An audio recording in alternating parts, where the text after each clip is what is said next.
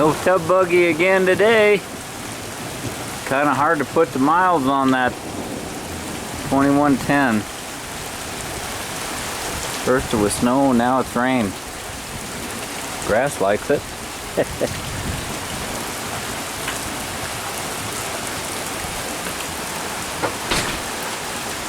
Garage with TheEZGZ. I'm having a lot of frustration trying to make this video. I'm going to try it one more time and hopefully something's going on. I start editing my videos. My words don't come out clear. I don't know if maybe I had a stroke and didn't know it, but I just don't feel in sync, and I'm just gonna run through this and the best I can. Now, unfortunately, I don't have a dyno. I don't have timing lights to go down a drag strip and see what improvement there was. And there's no way that your seat of the pants is gonna match my seat of the pants meter. So, with that being said, I showed last week that I gotten this is what they call the Flamethrower 3 Protronix top of the line billet distributor. The reason I got this distributor is because I built this 2110 trying to make it similar to my 2-liter. This is a 78 by 90.5 aluminum block 2-liter with stock valve heads, dual carbs, a 009 distributor. It is probably the most torquey, trouble-free engine I've ever built, and I've built quite a few different engines.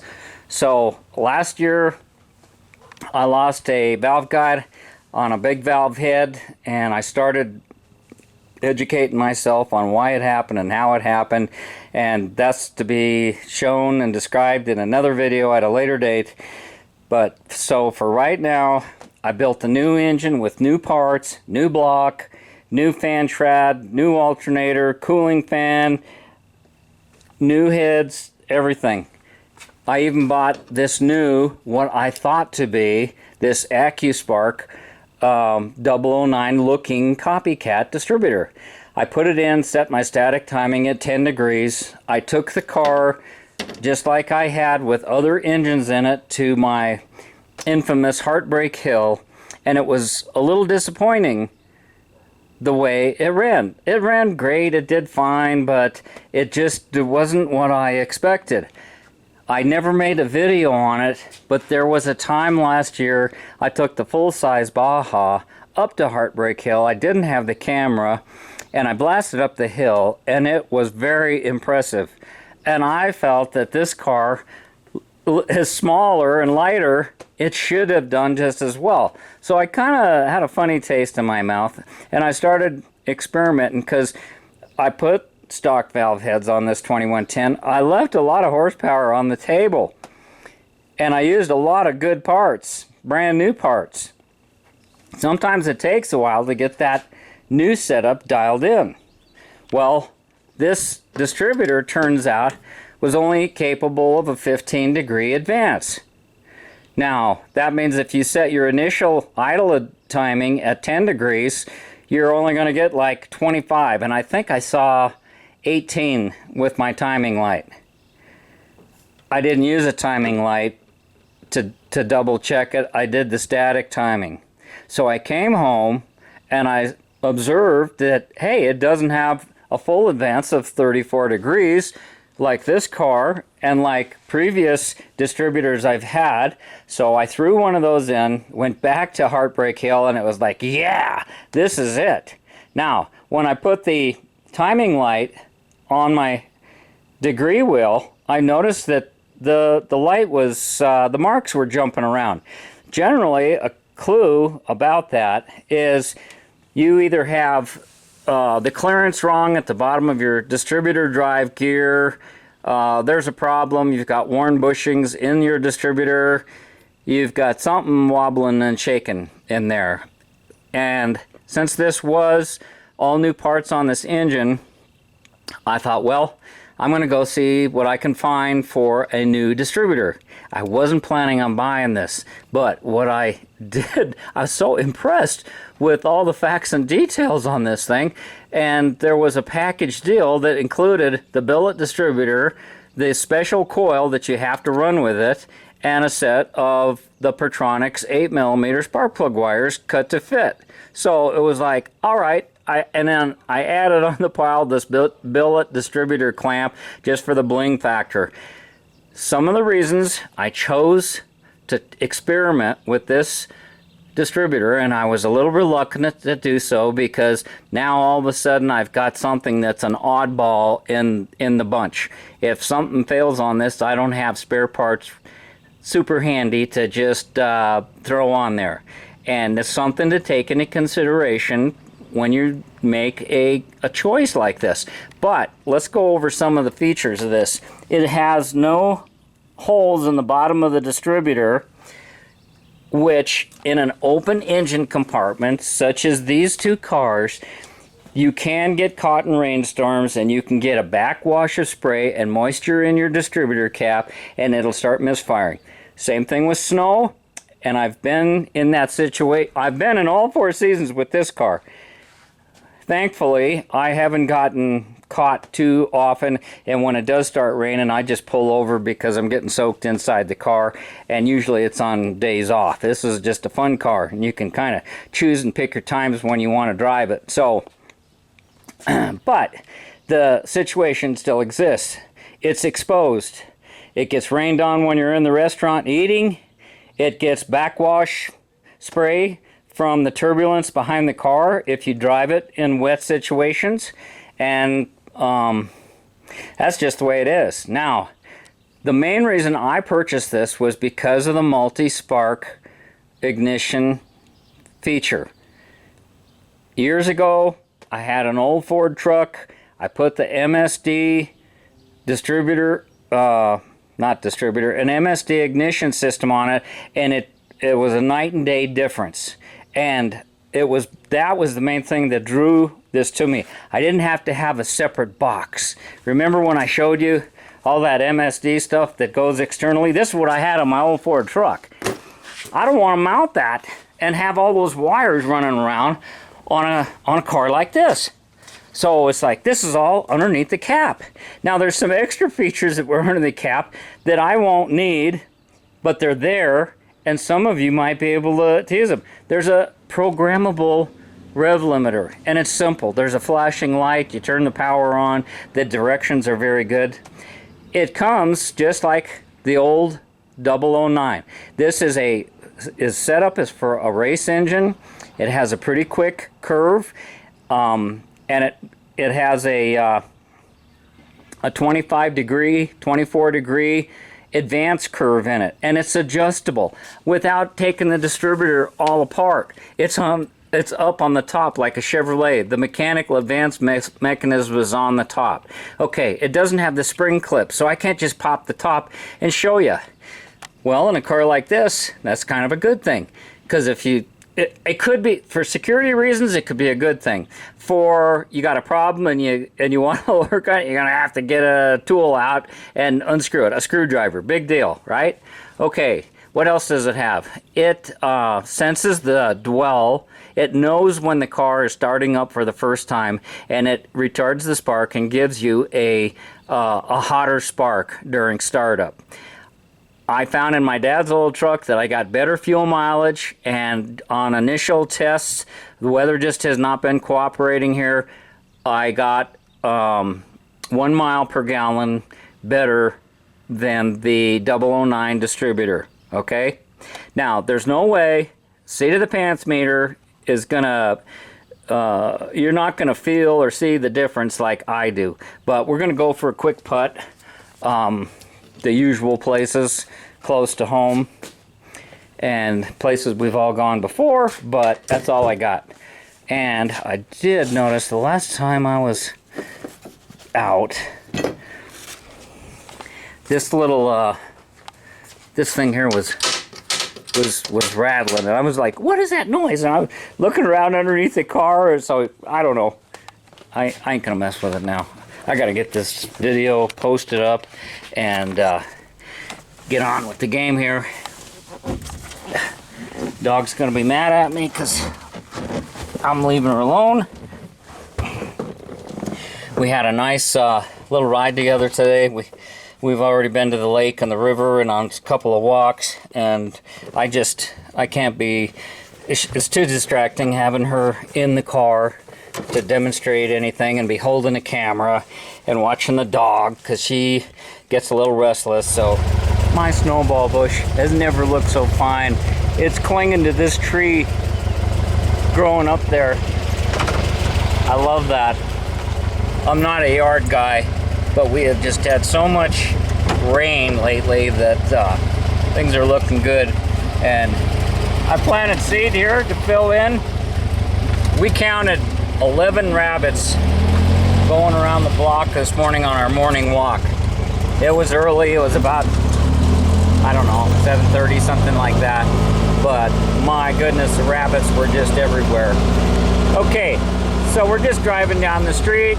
Engine hasn't been running that long. I'm in second gear. I'm gonna put it in third gear. Now, you gotta take into consideration the fuel system. I've been spending a lot of time getting those carburetors synchronized. It's not so much the jetting, it's the linkage. And there's wear in the linkage. All right, this is where I spend a lot of time. Speed limit's 35, 2,000 RPM, I'm at 35. With this distributor, I can put it in fourth gear and drop the RPM and it'll run smoothly. I cannot drive the car that way. I start speeding up. You just get used to a certain sound and it's like, I look down and oh, I'm 10 over the speed limit. We got schools all over here. The traffic is kind of crazy. So a lot of times it's like a one gear car. If I slipped the clutch, I could probably start it off in third gear, but I wouldn't do that to my clutch. But it just runs dead smooth. Oh, this is nice. Now here's an example. I'm slowing down to make a 90-degree turn. I'm just gonna leave it in third gear. It was below 1,000 RPM and it came back. It did kind of chug there. I went a little slower. I was trying to show off.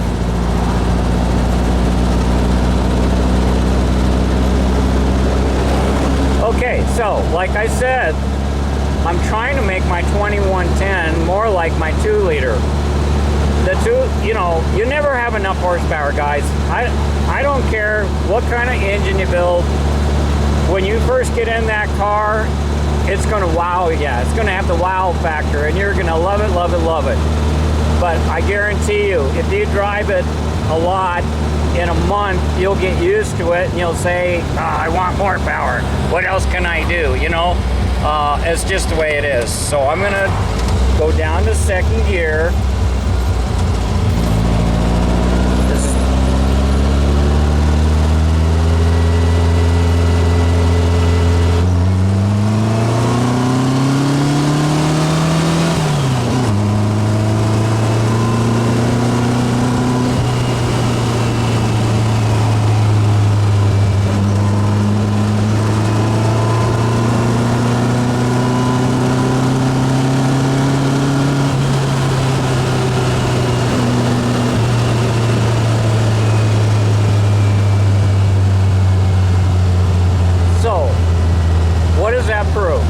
If you want to be an idiot, you can do it anytime you want.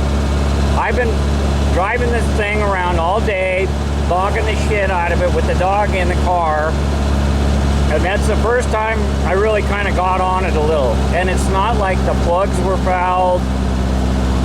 I'm anxious to kind of do a plug reading.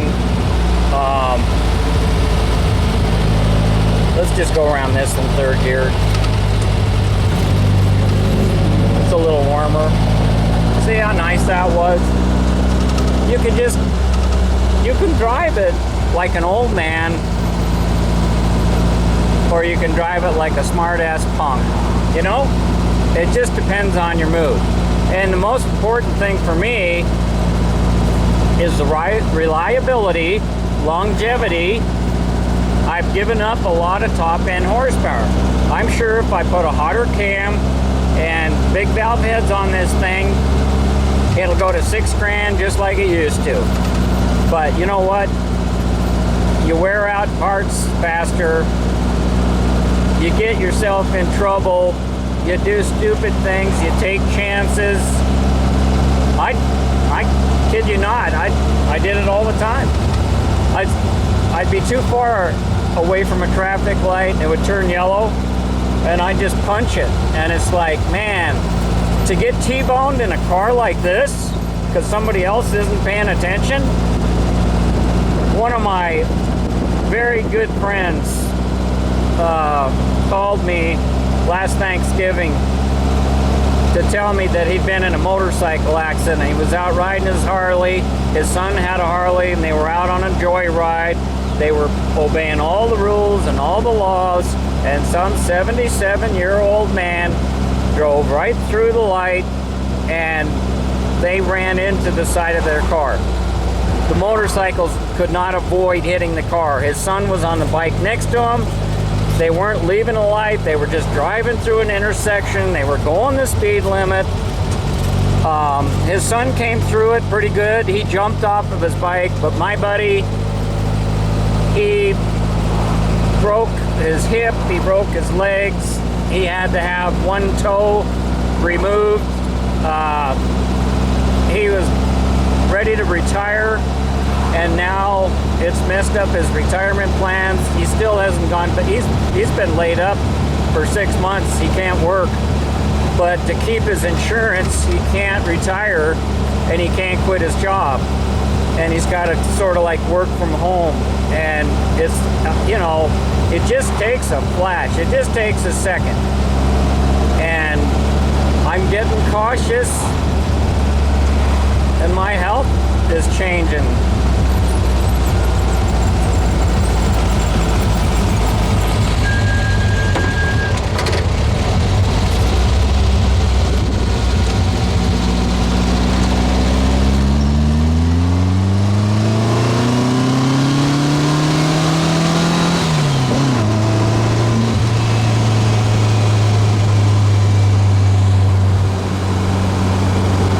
If you want to pass somebody in a hurry, you've got enough power to do it.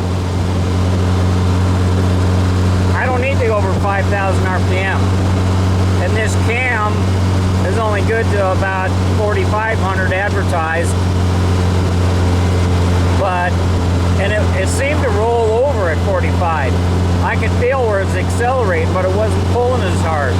Now it's pulling hard all the way to 5,000 RPM. And the only thing I've changed is the distributor. So if you're thinking about making an upgrade for your car and you have a little extra money laying around, it's really something to consider, guys. I hope you enjoyed the video. Hope it gives you enough information. Don't forget to like and subscribe. Thanks for watching. Thanks for subbing. TheEZGZ out. Hey, you're out in the garage with TheEZGZ. How's it going, guys? Gotta pause here for a moment. You know, I'm becoming more like my father, and that really irritates me. My parents were older when they had kids, and so consequently they didn't have a lot of energy and didn't play with us, and they lived through the Depression and hard times and very conservative, and it really irritated me. What I'm doing here is taking a piece of adhesive tape. This is like a first aid tape, cloth adhesive tape, and I got a burr in my finger, a little metal burr. Like I say, I'm getting more like my father. I used to see these pieces of tape on his finger, and it's like, he says I got a sliver.